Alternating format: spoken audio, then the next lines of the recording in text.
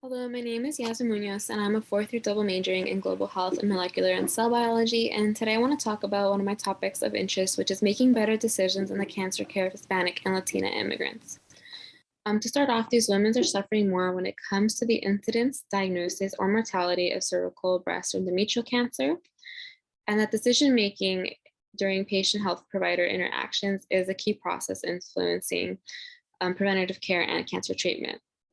And that for these patients and their providers, it's this miscommunication or mismatch of the biomedical or personal illness model that can lead to poor decisions for both preventative care and treatment. So what I wanted to do was do like a more in-depth review of how different factors within these two models impact the decision-making process. And I wanted to analyze how different interventions are impacting these factors and how effective they really are. And hopefully presenting this to people, we can not only help Hispanic and Latina immigrants, but other underserved populations. And then here's just like a data set that I found that shows that Hispanic Latina immigrants are diagnosed at later stages of breast cancer, which can have worse health outcomes. And the three like most important factors that I found that impact decision making were policies, communicating like beliefs, culture, and behavior, and health literacy and language. And here I just have some patient quotes and a couple from a doctor or a health advocate that kind of highlight, like from their point of view, how these factors impact decision making.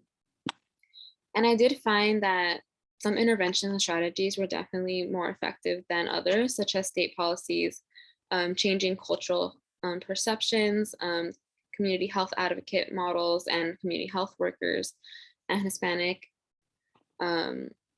programs for health literacy, or just like for Spanish speaking people, like the health literacy and ESL curriculum.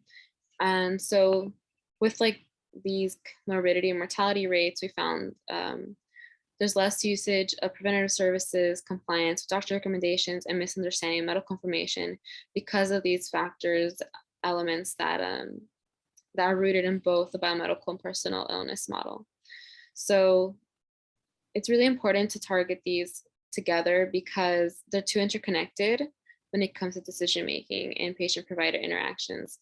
So it's really important to target them together, but also to create a transcultural communication platform for doctors, patients, and other intermediates to come in to bridge this gap between the elements of the biomedical and personal illness model if we really want to be able to build better relationships and implement shared decision making. Okay, thank you.